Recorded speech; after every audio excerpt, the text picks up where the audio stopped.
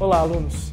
Nessa nossa segunda aula sobre Immanuel Kant, esse grande filósofo que a gente está estudando, a gente vai analisar algumas outras facetas dele. É interessante a gente analisar aqui duas obras principais que o Immanuel Kant ele traz quando ele estuda as ações humanas e quando ele fala um pouquinho sobre sociedade e política.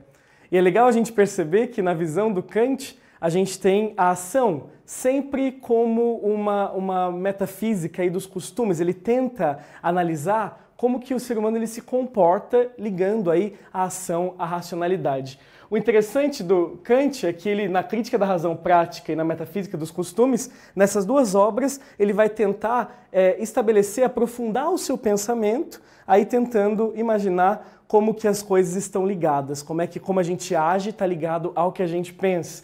E essa frase é muito importante, né? A ação para o Kant é sempre precedida pela razão.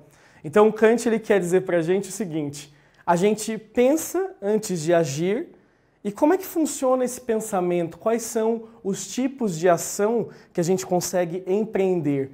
E o legal para o Kant é que a gente tem dois tipos importantes aqui, que são as máximas e as chamadas leis. As máximas são tipos de ação, são conjuntos de ação, na verdade, que são subjetivas, mas ao mesmo tempo empíricas.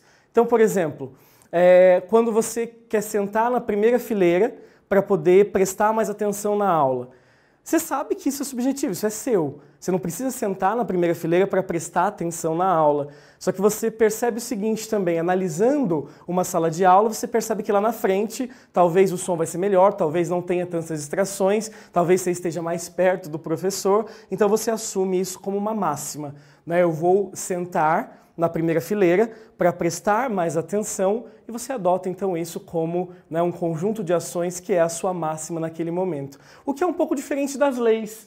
As leis para o Kant, nesse sentido da ação, são na verdade ações, um conjunto de ações que são mais objetivas. E sempre tem alguma coisa moralizante, sempre tem uma moral por trás. Por exemplo, eu sempre tenho necessidade de socorrer as pessoas quando elas estão precisando, quando elas estão em alguma necessidade. É uma coisa objetiva, mas ao mesmo tempo a gente percebe que esse conjunto de ações que você empreende para ajudar alguém, para socorrer alguém, é uma lei sua. E essa lei, por ser sua, requer uma certa liberdade. E o Kant ele é fantástico quando ele fala do conceito de liberdade, que para ele a ação ela deve ser livre, as leis elas devem ser autônomas, o ser humano ele deve ser livre para poder começar a causar uma série de efeitos. Então para ele o princípio da liberdade nesse sentido é fundamental. O Kant ele vai teorizar sobre essa liberdade, teorizar sobre as leis, sobre as máximas, para tentar entender mais o comportamento humano e entender aí o que ele chama de metafísica dos costumes. E já que a gente está falando de liberdade para Kant, a gente tem que analisar a visão dele sobre política e sociedade. E é muito legal porque, segundo Kant, o homem ele sai desse estado natural e ele ingressa na sociedade e através da razão, através do pensamento, ele vai se transformando no que ele quer ser.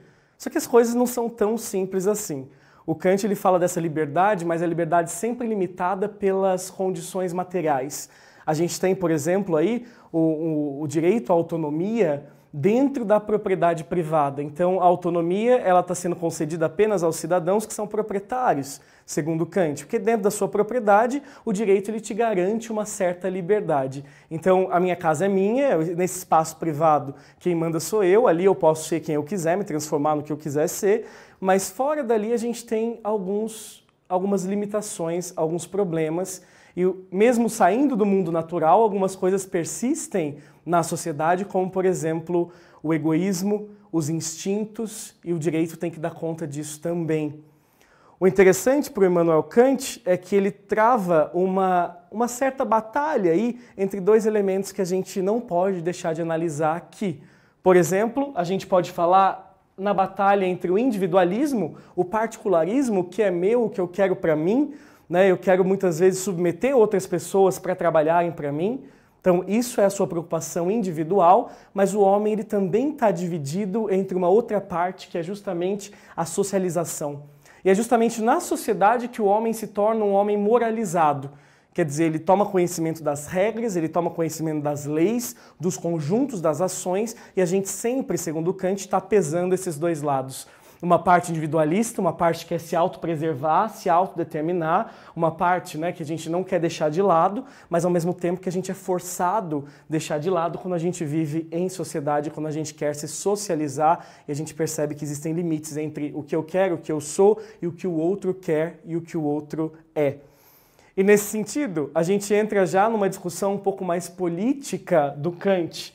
O Immanuel Kant, ele diz pra gente que as leis, elas não se transformam por revoluções, mas por reformas sucessivas mediante o exercício público da crítica.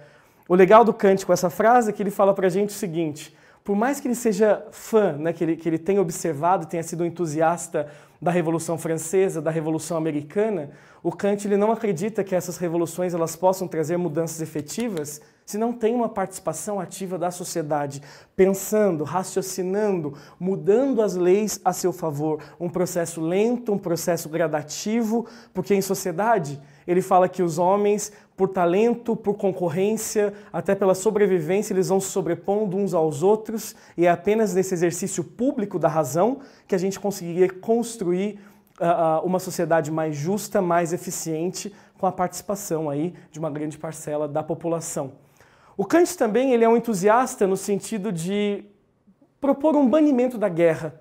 Para ele, a guerra não deveria existir, os exércitos deveriam ser aos poucos, né, desarmados, desarticulados. Ele acredita muito na ideia de uma paz conjunta, como se fosse uma sociedade formada por nações, uma ideia de um mundo globalizado, onde o direito internacional ele regularia aí as relações. É legal porque o Kant está falando isso para a gente muito antes da criação de órgãos supranacionais, como, por exemplo, a ONU, a Organização das Nações Unidas. O Kant está trazendo para a gente uma preocupação aí com um aspecto global, onde as nações elas decidiriam o futuro do mundo e elas sempre tentariam trazer aí uma paz consentida. Né? Acho que a ideia mais interessante do Kant é essa. Seria uma paz estabelecida entre essas nações, onde elas discutiriam racionalmente o que seria melhor, né? O que seria esse bem universal que as filosofias tanto falam, tanto buscam. Então, pessoal, vamos dar uma revisadinha no que a gente acabou de ver. Então, alunos, nessa segunda aula sobre Kant, a gente percebeu que é possível aprofundar as ideias desse filósofo sobre a ação humana, como a ação humana funciona e qual é a conexão dela com a razão. E a gente percebe que o Kant ele coloca dois polos para as ações humanas. As máximas, que têm um conhecimento aí empírico, que são subjetivas ao mesmo tempo, e as chamadas leis, que são mais objetivas e que têm um fundo moral. A gente viu também que o Kant tem uma preocupação com a sociedade e a política. Ele acha que a sociedade ela é o espaço da moralização. A sociedade ela é importante, que tira o homem do estado natural, mas não tira do homem os instintos e não tira do homem o egoísmo. E a gente precisa sempre lidar com o individualismo, ao mesmo tempo tentando nos socializarmos com as pessoas ao nosso redor. E o Kant também, na visão política dele, a gente percebeu que ele coloca a propriedade como uma determinação aí para você poder exercer a sua liberdade, então ele dá um peso muito grande para a ideia de propriedade na ideia dele. Ele traz para a gente uma consideração muito importante também sobre esse banimento da guerra, sobre o estado da guerra como algo caótico que deve aos poucos ser abrandado e que as decisões coletivas podem fazer realmente a diferença aí no nosso mundo. Bom, por hoje é só, espero que vocês tenham gostado.